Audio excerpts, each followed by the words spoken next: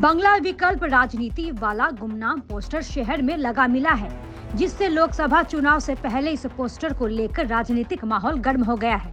बुधवार को सिलीगुड़ी के हाशमी चौक, कंचनजंगा स्टेडियम और हॉस्पिटल मोड़ पर यह पोस्टर देखने को मिला। इस घटना को लेकर राजनीतिक गलियारों में बहस छिड़ गई है।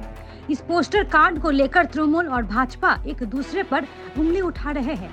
इसके चलते सवाल उठने लगे हैं कि ये पोस्टर किसने और क्यों लगाया है। প্রথম কথা, যারা খোঁজ করছেন নামহীনভাবে, এই প্রশ্ন তাদের কাছেই করা ভালো। তবে ব্যক্তিগতভাবে আমি মনে করি যে পশ্চিমবঙ্গে এখন একটাই রাজনীতি, সেটা হচ্ছে তৃণমূল বিরোধী যে লড়াই, সেই লড়াইয়ের মুখ হচ্ছে ভারতীয় জনতা পার্টি। ফলে ভারতীয় জনতা পার্টি যে বিকল্প রাজনীতির কথা বলে, যে বিকল্প ভাবনার কথা বলে, বিকল্প পথের কথা বলে, সারা দেশ নরেন্দ্র মোদীর নেতৃত্বে, সম্মানীয় প্রধানমন্ত্রীর নেতৃত্বে যেভাবে এগিয়ে যাচ্ছে, সেই জায়গায় দাঁড়িয়ে রাজ্যের যে সর্বত্র যে পিছিয়ে পড়বার যে প্রবণতা, সেই প্রবণতার থেকে যদি আমাদেরকে ঘুরে দাঁড়াতে হয়, তাহলে ভারতীয় জনতা পার্টির রাজনৈতিক পথই হচ্ছে এই রাজ্যের মুক্তির একমাত্র পথ। দেখুন, আমি ভারতীয় জনতা পার্টির একজন সংগঠক, কর্মী, কার্যকর্তা হিসেবে শুধু এইটুকু বলতে পারি, বিরোধী রাজনৈতিক দল তারা নিজেরাই বিভিন্ন অন্তর্দ্বন্দ্বে তারা জর্জরিত।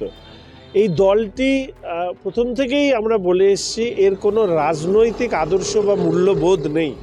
মূলত ব্যবসায়িক ভিত্তিতে একটা লিমিটেড কোম্পানি, একটা পারিবারিক কোম্পানিতে পরিণত হয়েছে। ফলে সেখানে ক্ষমতার ভাগাভাগি, অর্থের ভাগাভাগি, এটাকে সামনে রেখেই নেতৃত্বের মধ্যে যে বিভাজন, অর্থাৎ ক্ষমতার হ্রাস এবং সেই হ্রাসের মধ্যে দিয়ে যে অর্থ সংগ্রহ করার এই যে গোটা প্রক্রিয়াটা, সেই প্রক্রিয়ার কে সামনে থাকবে, পিসি থাকবে না ভাইপো থাকবে, তাই নিয়েই এই ধরনের বিভিন্ন বক্তব্য সামনে আসছে। আমার মনে হয় যে তৃণমূল কংগ্রেসের শেষে শুরু হয়েছে, তারই এগুলো বিভিন্ন লক্ষণ ফুটে উঠছে।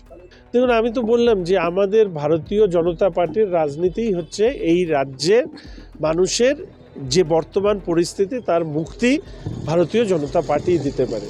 ফলে তৃণমূলের যে অপশাসন, সেই অপশাসনকে রুখতে ভারতীয় জনতা পার্টি একমাত্র পথ, সেটা তো আমরা বারবার করে বলেই যাই। প্রেস মিডিয়ার বক্তব্য, আমার কোনো এগুলো ধারণা নেই। আমার কথা হচ্ছে যে কারো যদি, ধরুন, স্বাধীন দেশ, ফ্রিডম অফ স্পিচ, এক্সপ্রেশন, এটা মানুষের গণতান্ত্রিক অধিকার, সংবিধান প্রদত্ত অধিকার।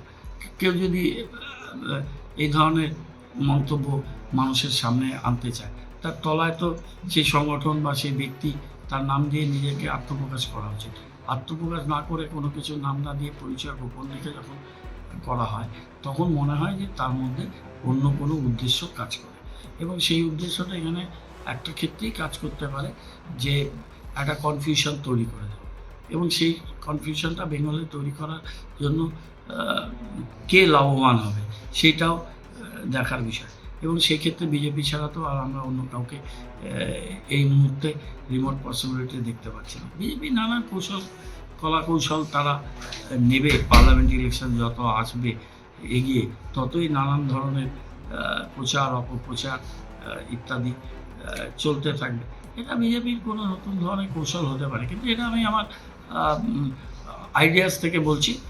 দীর্ঘদিন রাজনীতি করার সুবাদে আমার যে কথাটা মনে হচ্ছে সাধারণ বুদ্ধিতে, আমি সেটাই বললাম। আমার হাতে কোনো ডকুমেন্টারি এভিডেন্স নেই। আমি একটা কথা বলতে পারি, তৃণমূল কংগ্রেস একটা সলিড পলিটিক্যাল পার্টি, এবং তার one and only leader is Mamata Banerjee. পরবর্তী জেনারেশন ধাপে ধাপে তিনি তৈরি করেছেন। তার মধ্যে Abhishek Bandyopadhyay one of the stalwart, আমাদের পার্টির অল ইন্ডিয়া জেনারেল সেক্রেটারি, আগামী দিনের প্রজন্মের সবচেয়ে উজ্জ্বল এবং গ্রহণযোগ্য মুখ। এই ব্যাপারে কোনো সন্দেহ নেই। এবং নেত্রী বারে বারেই বলেছেন যে আমি কয়েকটা জেনারেশনকে নিজের হাতে তৈরি করে যাব, যারা আগামী দিন দলকে এগিয়ে নিয়ে যাবে। এটা একটা দীর্ঘ ম্যারাথন রেস, এবং পলিটিক্সটা অনেকটা, এটা ব্যাটনটা একজনের হাত থেকে আরেকজনের হাতে যায়, কিন্তু সময়, পরিস্থিতি সবটা নির্ভর করে। রাজনীতি কোনো শর্ট 100 মিটারের স্প্রিন্ট নয়, এটা একটা লম্বা দৌড়। সেই দৌড় বহুদিন ধরেই চলে।